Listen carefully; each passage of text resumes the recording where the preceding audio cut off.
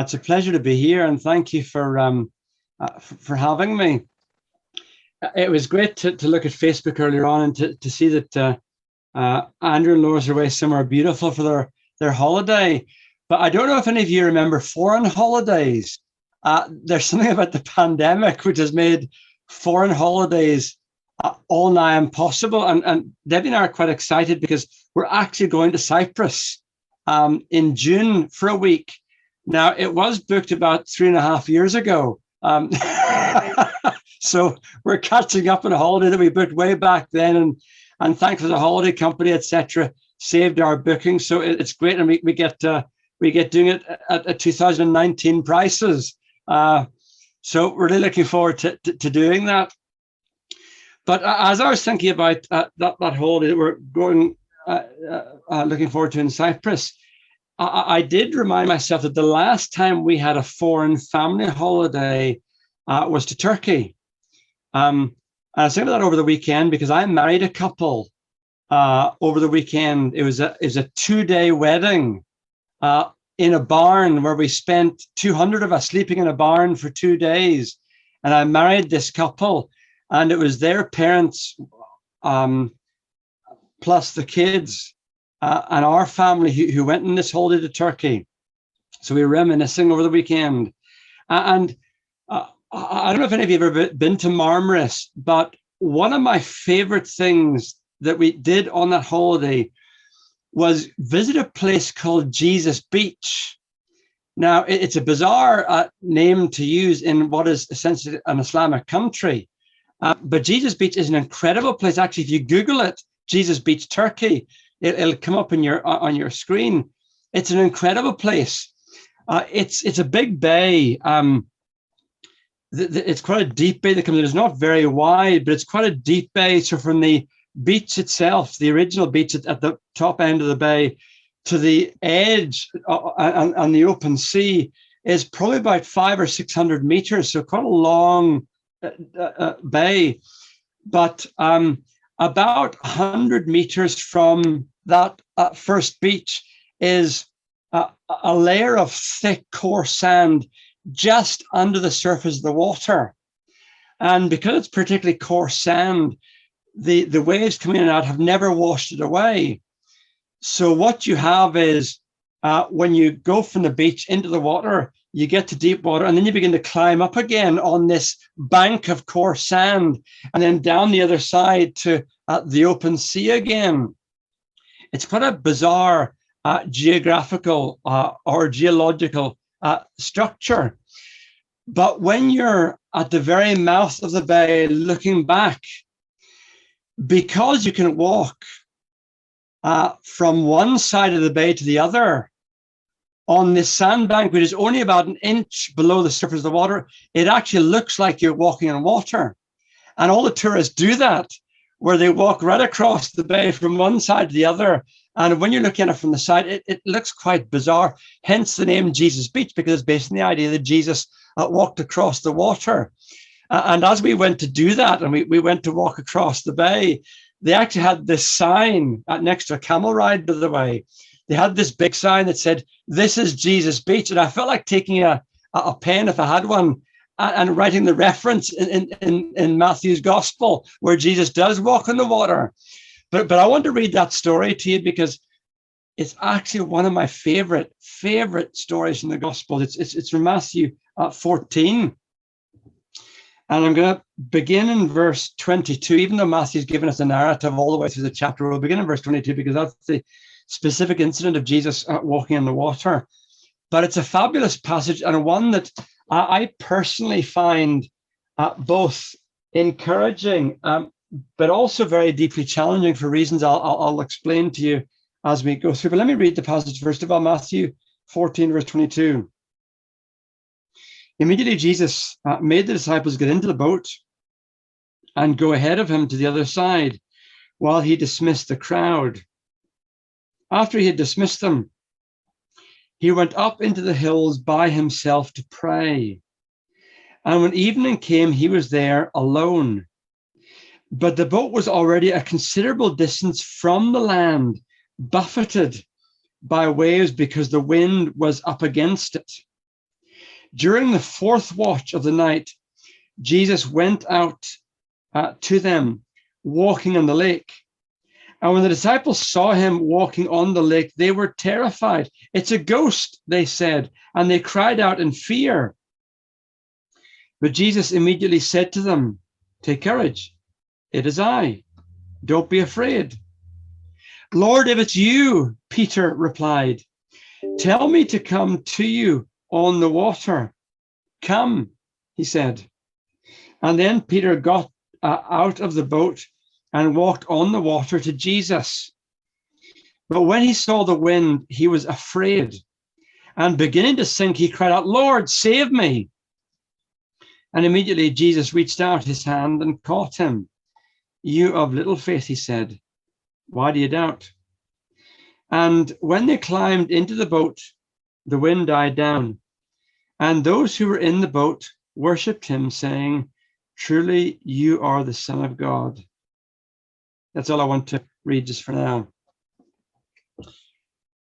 When we come to this passage, it's always important in these Bible stories to think about the context of what's been going on. And if you just thumb over the page and look at the rest of the chapter, what's been happening from verse 13 onwards is that Jesus has been very busy ministering. And the story just before the story is the story of the feeding of the 5,000. Of course, it's 5,000 men. Being a typical conservative misogynistic Jew, they don't record the fact that women and children are there. You're probably talking about 10,000 people. And Jesus has been ministering and preaching and maybe doing miracles as well, who knows, quite apart from the miracle of the feeding of the 5,000. And he comes to the end of the day and he is absolutely exhausted. Now, anyone who's done any preaching will know that preaching itself is tiring. You emotionally give of yourself in the act of preaching, and to such a big crowd. I mean, can you imagine trying to project your voice to crowds like that? They used to say that George Whitfield would do open airs with 20,000 people there. He must have had a phenomenal set of lungs to actually be heard, because that larger crowd takes a huge amount of space, and Jesus was exhausted. And so he goes to a solitary place to pray, and he tells the disciples, "You go ahead, get in the boat, and I'll meet you on the other side." Now, a passage like this raises lots of questions.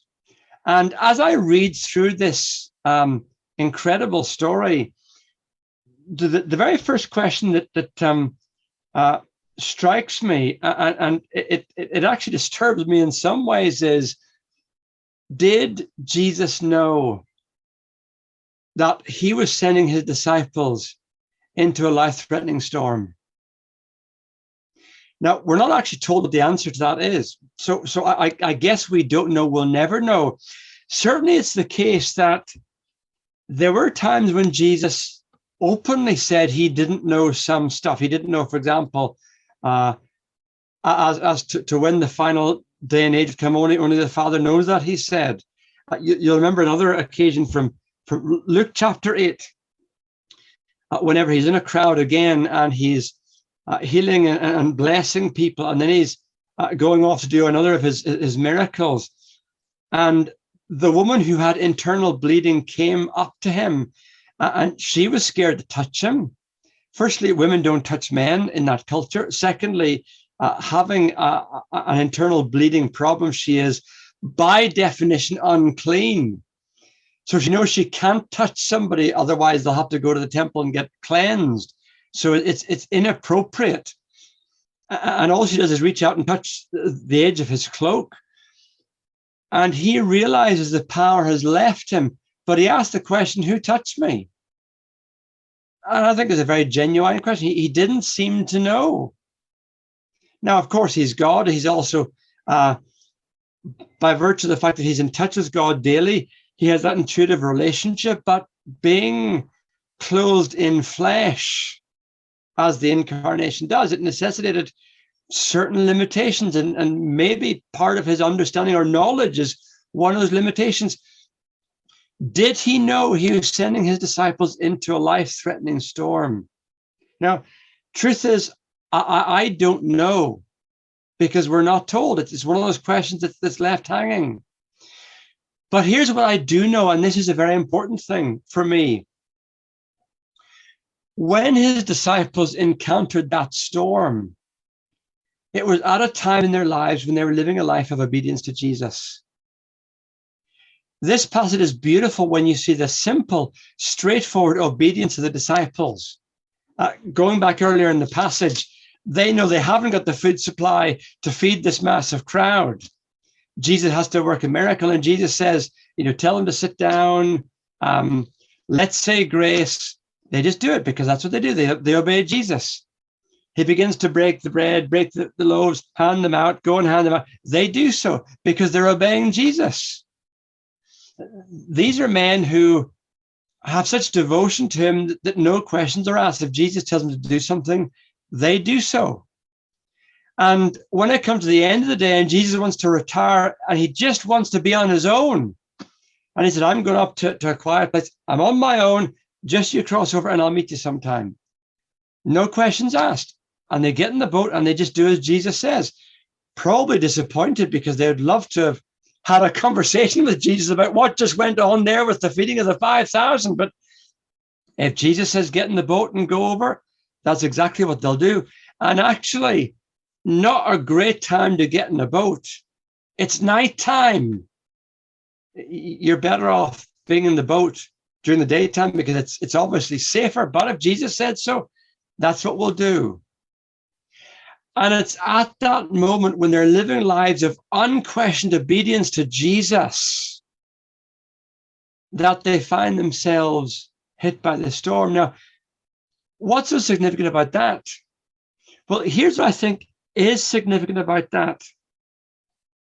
I do lots of pastoral work, and I've been doing a few pastoral visits in recent weeks for very obvious reasons that I'll explain in just a moment. But it seems to me that often when Christians hit really tough times, brutally tough times, and they're frightened and they're struggling, it raises all kinds of questions about themselves, about God. What have I done wrong? Why is God allowing this? I've got a friend of mine, one of the people I'm visiting at the moment. He's a lovely Christian guy, very active in church, up to his eyes in service, as well as working a good job where he's a great witness to his colleagues and very much needed. He's the breadwinner for his family. And he's discovered he's got cancer. And it's come at the wrong time. Big mortgage, new family, lots of responsibility, heavily involved in church, up to his eyes in ministry. Not a great time to get cancer. And it's begging all kinds of questions. What have I done? Why is God allowing this to happen? Another lady that Debbie and I need to visit this week, lovely Christian lady whose husband I buried a few years ago. He became a Christian through her witness. And her daughter and son-in-law is in our church, and her daughter became a Christian through her witness. And her daughter has been a Glow missionary. Her other daughter was a Glow missionary as well, became a Christian through her witness. And I can remember the very day at the Billy Graham crusade where this lady trusted Christ. I was in the choir as well as it was when I first joined Glow. Glow seconded me to work with the Billy Graham team. So I was in the admin team. I was in the choir. I was a counselor. I was doing all kinds of stuff during that crusade, all the way back in 1991. And I remember in the choir looking up and seeing Margaret there in the crowd. And I've been praying for her because I knew she wasn't a Christian. I knew her family weren't Christians. And I remember bursting into tears in the choir when Billy Graham made his appeal, Margaret getting up from her. It was actually a cushion because she's up in the terracing at Celtic Park, stood up and began to come to the front to trust Christ. And I burst into tears. I was so emotional. And she has served God faithfully for years and has seen her whole family come to faith in Christ, and she came to my house about 3 months ago. They don't know what's wrong with her, but she's having horrendous hallucinations, and she can't sleep. And they think it might be some kind of infection, but she's really struggling and asking all kinds of questions about why is God allowing this? And right now she's in hospital delirious and doesn't know who her family are or anybody. And so Debbie and I want to go in to visit her and pray for her again, like we did in our own living room when she came to see me to say, these hallucinations are driving me crazy. Can you please pray for me? Begging all kinds of questions. Why is God allowing this? And sometimes Christians begin to question themselves, have I done something wrong? Is there something wrong with my Christian walk that's allowed this thing to happen to me? Well, there are, of course, times, when God does discipline us or chasten us and therefore allows hard times to come, but that's the exception rather than the rule. In my experience, most of the time when Christians do hit those storms and they are struggling, it's in a context where they are serving God with all their hearts and they're being faithful and they're being obedient. And the only explanation I can come up with as to why that happens is that that's simply life in a fallen world. In a fallen world, the rain falls on the just and the unjust alike. And so we shouldn't ever ask those kind of questions of ourselves when we do hit those storms. And yes, we're entitled to ask God, why are you doing this, Lord? Because God wants us to come to him. But it's a simple fact of life that I think this story illustrates. That faithful, obedient Christians who love Jesus and who are serving him with integrity and with all of their hearts will still face storms. And it's interesting that if you look at the very start of this chapter, chapter 14 begins with the story of John the Baptist being beheaded. Now, Jesus described John the Baptist as being the greatest person who had ever lived, ever born of a woman. He knew what an outstanding servant of God John the Baptist was, and then he hit a storm. The storm was that he had an argument with Herodias and her daughter. And he fell out with Herod. And this chapter begins with John the Baptist being beheaded. Godly people hit storms in life.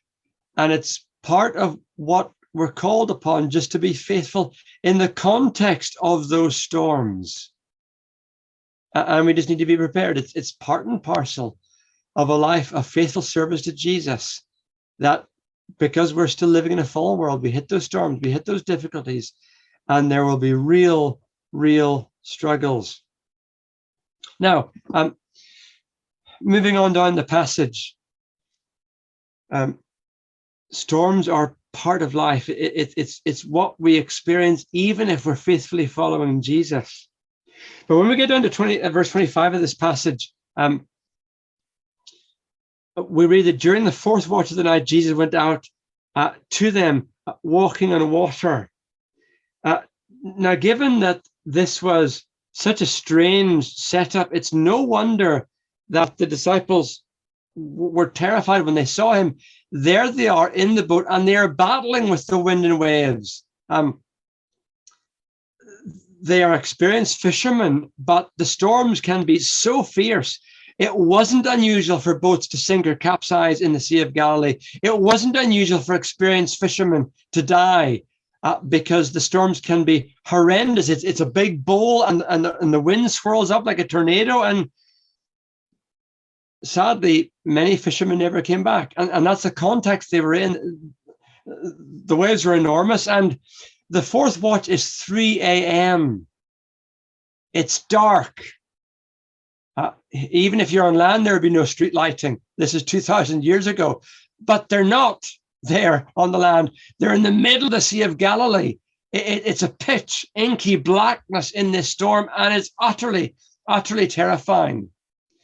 And then in the haziness of that storm, in the darkness, they see what they think is a figure coming towards them, and they think it's a ghost.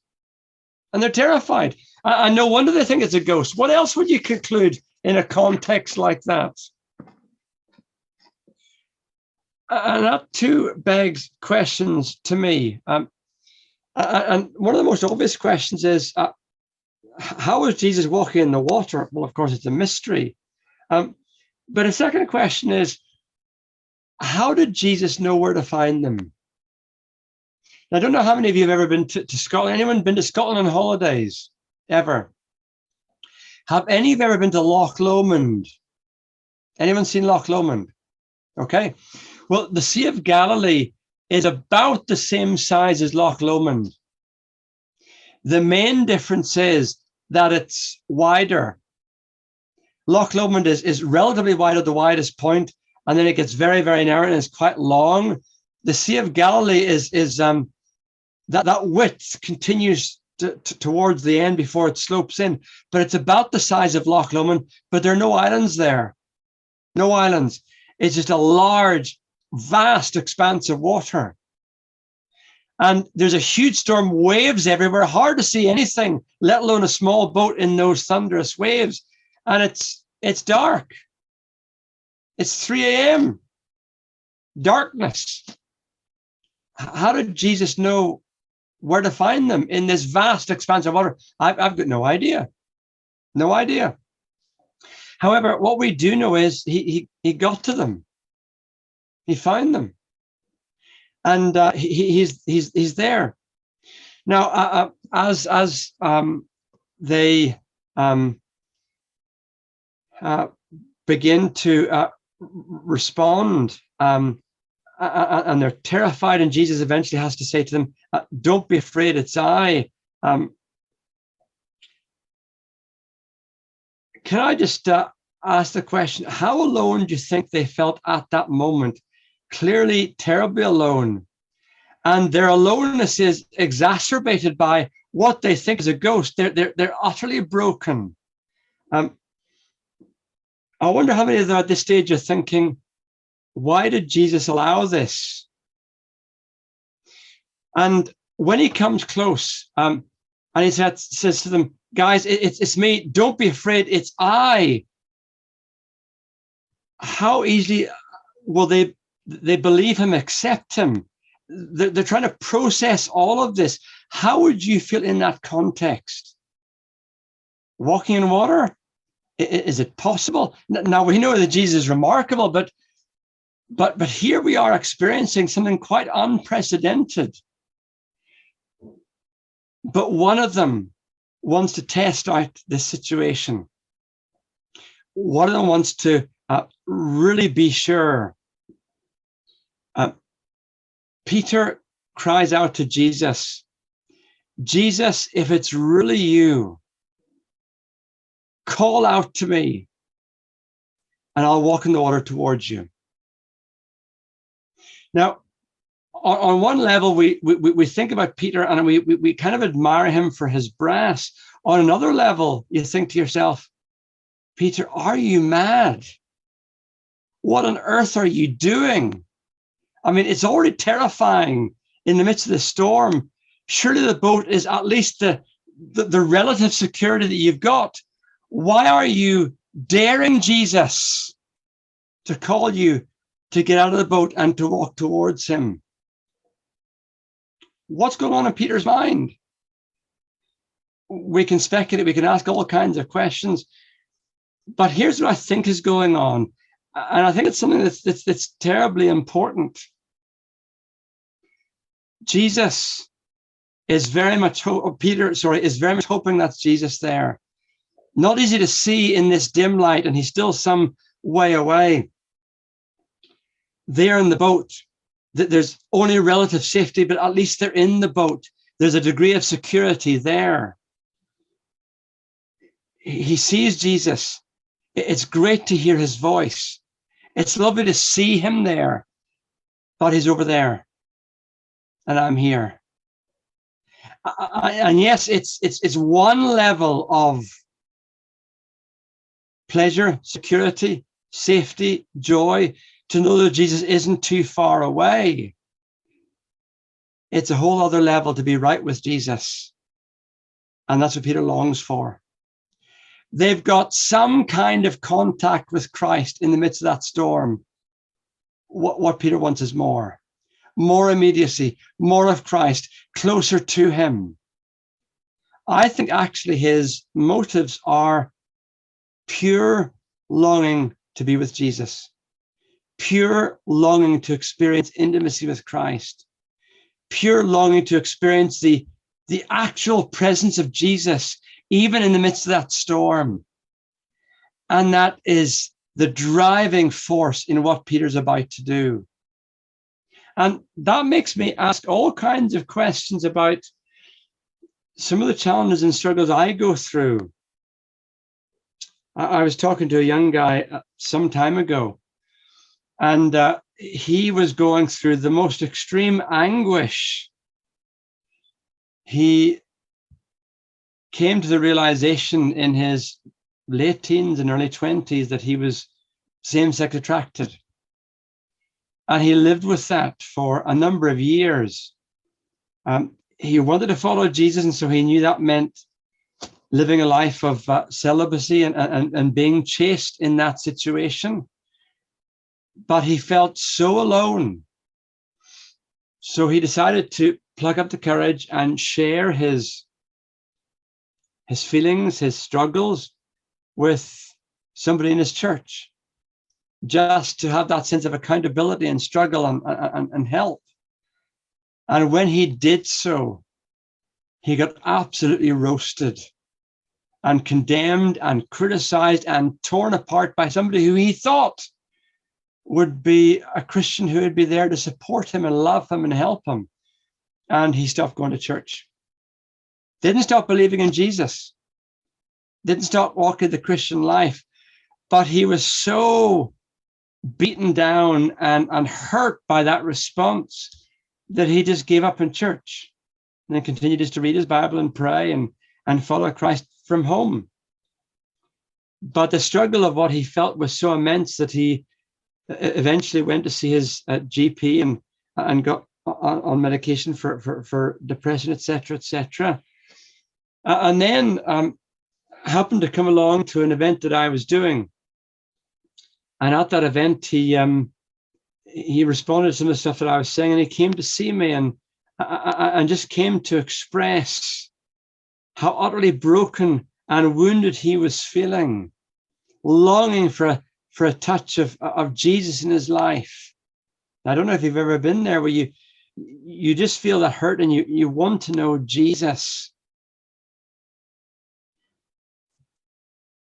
I was hugely impressed, hugely encouraged by his pure, unabashed desperation to experience intimacy with Christ. And it broke me, it encouraged me. It made me so full of joy to see a Christian who had such a longing for Christ. And what struck me was that in that conversation with that very broken believer, I have rarely heard a Christian express such a longing to know Christ and having a personal experience of him. It's the kind of stuff I don't often hear in lots of church circles. Just that desperation to know Christ and to really know him. That was Peter in this situation.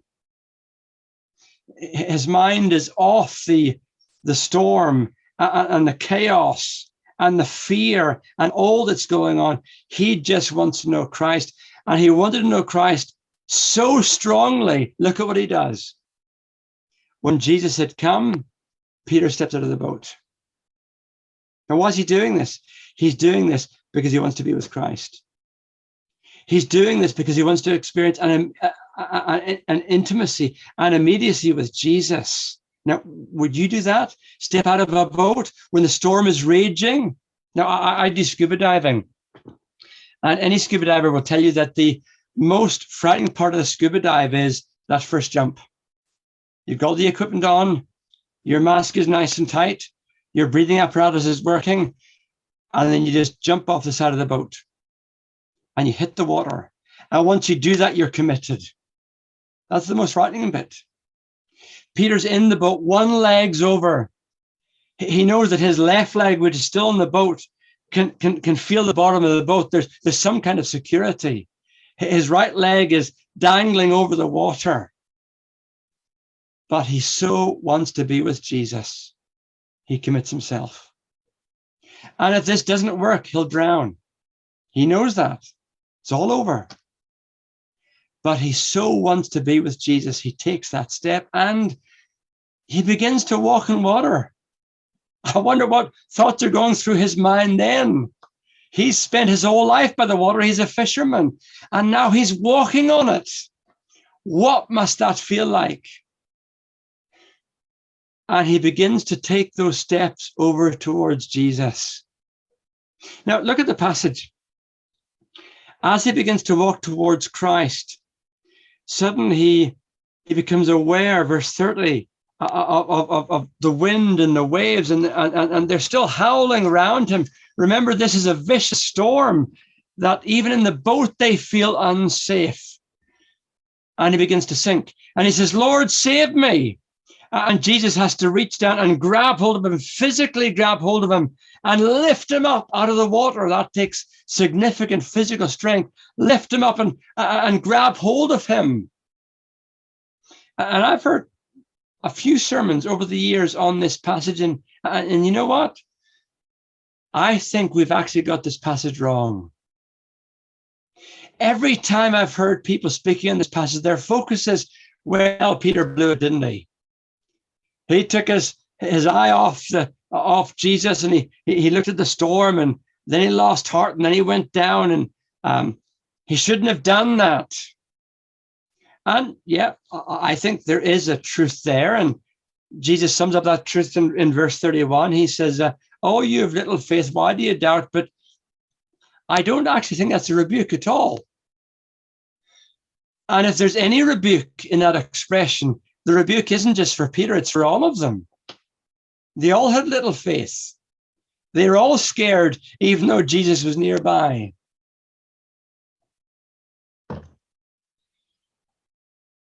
What I think is truly significant is this. Peter has made that fraught journey towards throwing himself into the arms of Jesus. It wasn't easy. It took massive courage. He had to do the profoundly illogical, which is utterly trust in Jesus, even though it doesn't seem a sensible thing to do. And yes, he has to cry out, Lord, save me. But of course, Jesus did. He physically grabs hold of Peter and he pulls him up out of the water and he's embracing him. Think of the situation now. The storm is still raging. And the disciples, they're all still in the boat. And the boat is still being buffeted by the waves. And they're still afraid in that flimsy fishing boat. Where's Peter? He's in Jesus' embrace. He's, I suspect, often in his life been hugged by Jesus because they're intimate friends. And right in that moment, he feels Jesus' strong arms around him. Where would you rather be?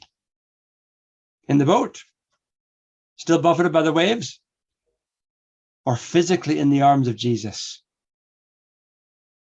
And they get into the boat and the storm dies away. It's calm.